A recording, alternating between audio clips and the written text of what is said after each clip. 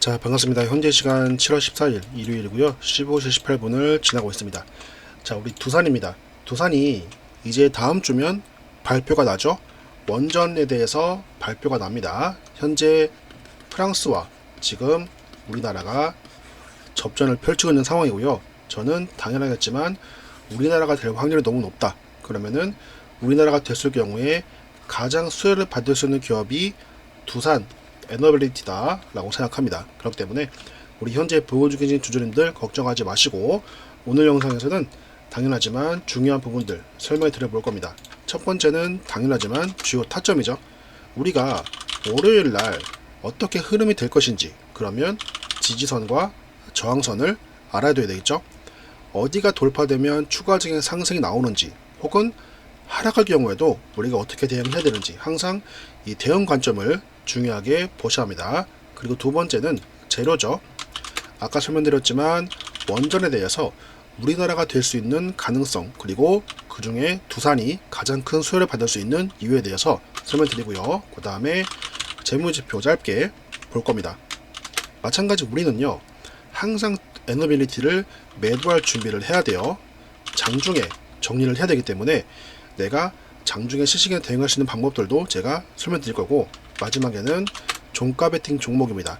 에너빌리티가 단기적으로 올라가면 당연히 좋지만 우리가 체코 원전 말고도 충분히 재료가 더 많거든요. 그런 재료를 보면 타이밍을 느긋하게 중장기로 가져가는 시간도 필요할 수 있거든요. 그 시간 동안 기다리면서 종가 베팅 종목 용돈도 벌어가실 수 있게끔 제가 종목명 영상 마지막에 공개해 보겠습니다. 끝까지 보시면 좋을 것 같네요. 자, 영상 시작 전에 우리 주주님들 이 영상 많이 보실 수 있도록 좋아요 버튼, 따봉 버튼 한 번씩만 눌러주시고 채널도 구독 한 번씩만 눌러주시면 감사드립니다. 출발해 보겠습니다. 우선은 타점부터 설명드리고 이어서 알려드릴게요. 일봉과 주봉을 동시에 보시면 가장 좋습니다. 오늘 금요일날 흐름 보시게 되면요, 어떻게 흐름이 나왔냐면 이런 흐름이 나왔습니다. 금요일날 이때 나온 이유는 장 초반에 한번 물량이 털렸죠. 이 털린 이유 뭡니까?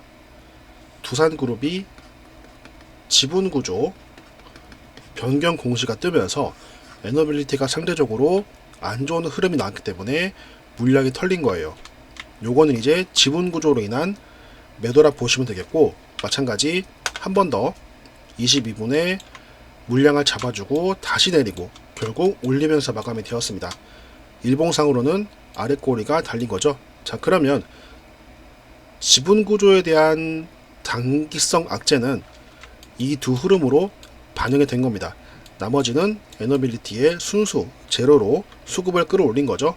결국은 지분 구조에 대한 악재는 이미 금요일날 선반영이 되었기 때문에 사실 이제 걱정할 필요가 없겠다라는 것을 알아두시면 됩니다. 결론적으로 금요일날 이렇게 다시 한번 박스권 잡아주면서 마감이 잘 되었기 때문에 월요일날 주가가 충분히 기대가 되는 부분이고, 여기서 어디까지 빠지면 괜찮냐? 당연하지만 금요일날 저점이죠. 이 저점이 19,970원, 여기까지 이탈은 괜찮다라는 겁니다. 그리고 에너빌리티가 추가적인 상승을 보여주려면 당연하지만 조정 전 고점이 22,350원이죠. 여기는 무난하게 돌파를 해줘야 된다 라는 겁니다. 그리고 지금 특이점 보시게 되면 여기 지지선 보이죠? 19,970원 여기를 보면 가격 조정이 나온 이후에 잠깐 다시 한번 박스권을 잡아두는 모습이고, 마찬가지 여기도 장대음봉, 장대한봉 나와주면서 흐름을 지켜주는 겁니다. 이 흐름을 지켜주는 가격이 19,970원이기 때문에 여기가 무너지면 여기까지 봐야 되고, 그 다음엔 여기 이런 식으로 항상 무너졌을 때를 대비해서 지지선을 새로 만들어 두는 게 중요하고, 우리는 항상 매일매일 대응해야 된다라는 관점은 계속 가져가셔야 돼요. 그리고 말씀드리는 이 모든 가격들은 어떻습니까? 우리가 장중이 아니고 종가 마감을 기준으로 보는 겁니다. 예를 들어서 에너빌리티가 월요일날 혹시나 하락했을 경우에 19,970원을 밑으로 깼어요. 그러면 수정을 해야 되죠. 아니고 장 마감 때 오후장에 돌아와서 19,970원 1호 주가가 마감이 되면 월요일은 지지선이 무너진 게 아닙니다. 그렇기 때문에 종가상 무너졌을 경우, 종가상 돌파되었을 경우 타점을 실시간으로 바꿔주면서 대응하시는 게 핵심 포인트입니다. 아시겠죠? 주봉도 마찬가지죠.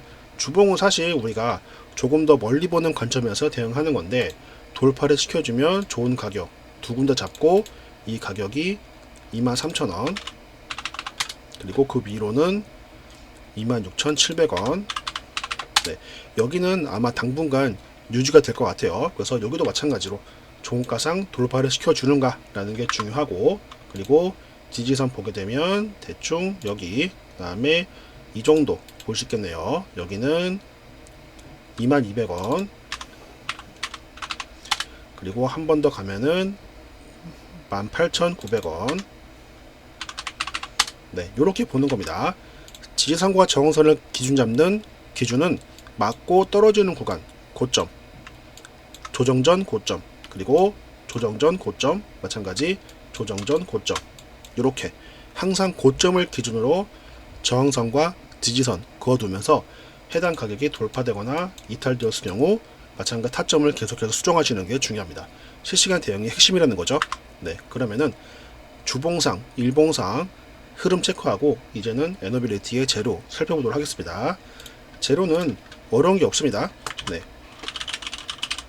설명을 드리면은요, 지금 일단은 지분구조, 네, 지분구조 관련해서 제가 몇 가지 올려드린 게 있는데, 간단하게 정리하면은요, 원래는 에너빌리티 밑에 바퀴이 있었으나 주식교환 이후에는 바퀴이 로보틱스 밑으로 가죠.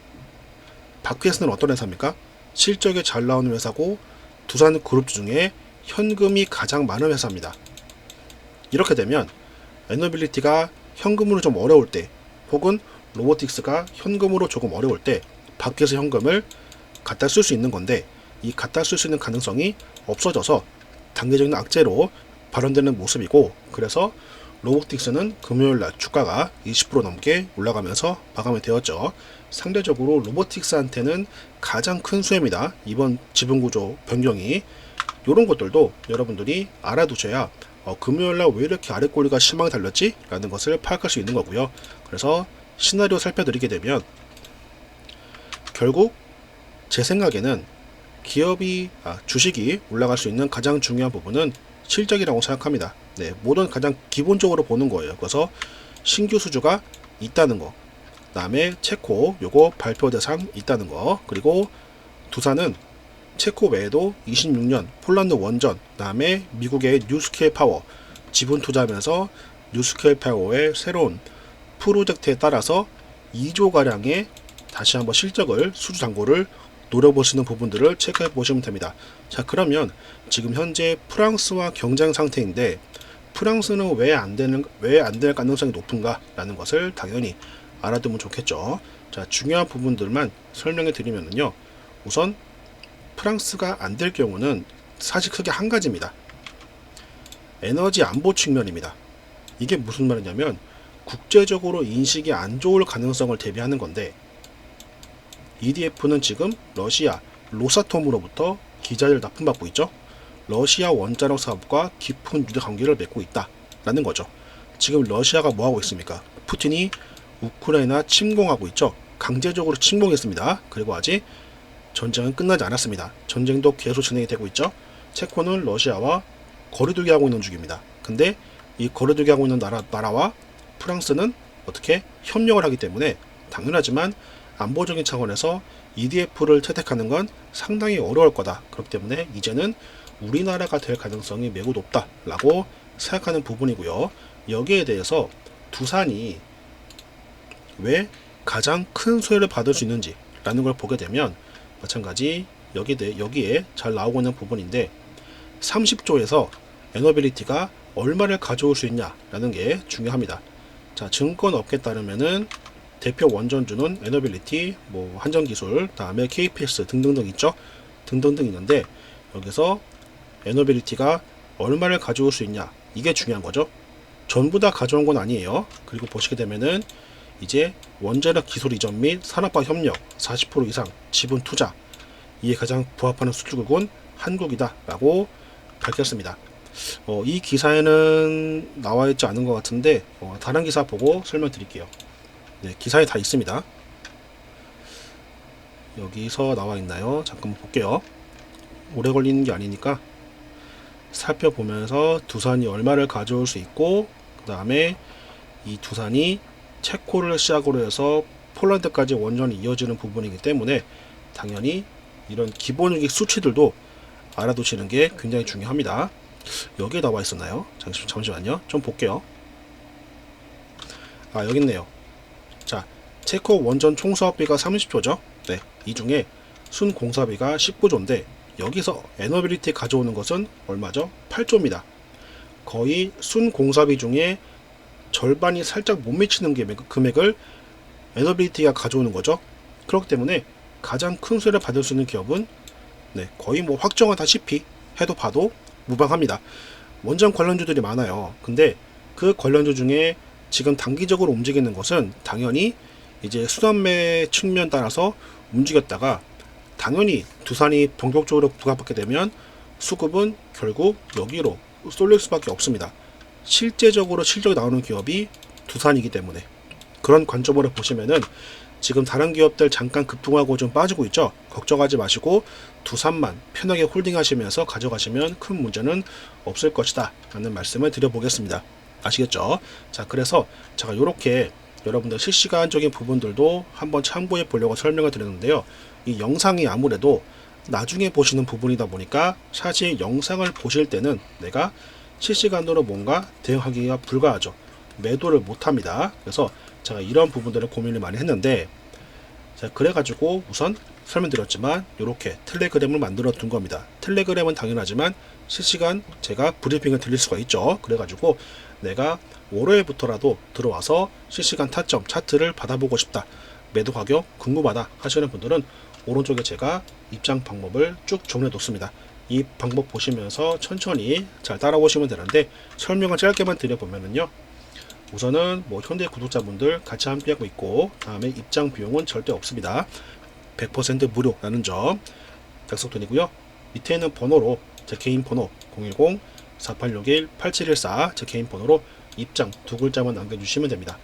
남겨주신 분들은 제가 연락을 드려가지고 텔레그램 들어오실 수 있는 안내를 도와드리고요. 그 다음에 나는 텔레그램이 이미 있다 하시는 분들은 안내 굳이 제가 드리기 전에도 미리 들어올 수 있습니다. 이 링크 누르시고 입장 요청하시면 되는데, 이 링크는 영상 밑에 더보기 누르시면 있어요.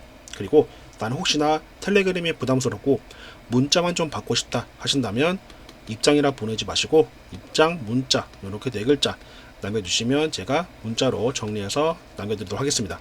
이렇게 잘 들어오시면 되니까 천천히 필요하신 분들은 들어오시면 되고요. 그 다음에 에너빌리티의 실적 재무제표 짧게 보고 설명드릴게요. 자, 우리가 재무제표를 기본적으로 보긴 해야 되는데 사실 이 모든 계정을 분석하는 시간이 오래 걸리죠. 그래서 제가 중요한 것들만 몇 가지 살펴드릴게요. 우선 연간으로 봤을 때 매출액과 영업이익 그리고 당기순이익을 보게 되면 여기부터죠. 22년도부터 영업이익이 1조로 돌아서면서 쭉 올라가는 거 우상향, 다음에 당기순이익도 마찬가지 쭉 올라가 주는 거 보이시죠? 간단하게 보면은 실적이 잘 나오는구나 라고 체크할 수 있겠고, 다음에 투자활동 현금흐름, 투자를 잘 집행하고 있구나. 마이너스가 찍힌다는 것은 돈을 쓴다는 겁니다. 기업은 계속 돈을 쓰면서 개발하고 투자하고 해야죠. 그리고 부채비를 보게 되면 100% 부근으로 안정적으로 유지가 되고 있습니다. 재무적으로 안전하고 실적도 잘 나오는 부분들을 재무제표를 통해서 확인할 수가 있죠. 그래서 주가가 급등하는데 만약에 재무제표가 안 좋다라고 한다면 이 주가의 연속성이 힘든데, 에너빌리티는 그게 아니고 이제부터 주가가 상승을 받을 수 있는 확률이 높아서 개인적으로 에너빌리티는 우리가 뭐 급등했을 때 매도하는 것도 물론 좋지만 그게 아니라 우리가 오히려 보유 기간을 조금 더 길게 가져가서 목표 수준을 높이는 것도 방법 중에 하나라고 생각합니다. 그래서 마찬가지 당연하지만 월요일의 주가 흐름이 가장 중요하겠고, 그 다음에 이제 원전 발표가 17일이죠. 네, 17일에 나는 부분이기 때문에 이날 이후의 흐름이 가장 중요하고, 만약에 이 전날에 갑자기 두산이 급등을 한다라고 한다면 여기는 뭐예요? 이미 재료가 반영이 될 수도 있습니다. 이런 부분들을 고려하면서 우리가 실시간으로 항상 대응을 해야 된다라는 관점은 변함이 없을 것 같아요. 그리고 소통방 들어오시면은 제가 이런 식으로 도와드리고 있죠. 타점 브리핑, 차트랑 재료 설명드리고 있고, 그 다음에 실시간 라이브 일주일에 한 번 진행을 합니다. 이 라이브도 제가 중요한 내용들 몇 가지 말씀드리고 있고, 그 다음에 종가 베팅 한두 종목 제가 유동적으로 진입하고 있습니다. 종가 베팅은 제가 아까 처음에 종목을 말씀드려 했죠. 종목을 설명드리면요. 말씀드린 종목은 이제 두 가지입니다. 첫 번째는 시프터, 네, 신규 상장주 게임 회사고요. 그 다음에 대원제약, 비만치료제 관련주입니다. 요렇게 제가 종목들을 진입하는데 요렇게 나가는 게 매수 신호고요. 그 다음에 종가 베팅은 제가 매도 타점까지 전부 다 알려드리기 때문에 제가 드리는 신호대로만 잘 따라오시면 문제는 없겠습니다. 다만 진입할 때 반드시 소액으로 하시면 됩니다. 용돈 벌 수는 그 정도만 하시면 됩니다. 절대 모든 자금을 종가 베팅에 올인하지 마세요. 네, 요 점만 지켜주시면 충분히 종가 베팅도 좋은 전략이 될 수 있습니다. 네, 오늘 영상 짧게 정리하고 월요일날 흐름 보면서 저는 다시 한번 인사드려 볼게요. 월요일날 뵙겠습니다. 감사합니다.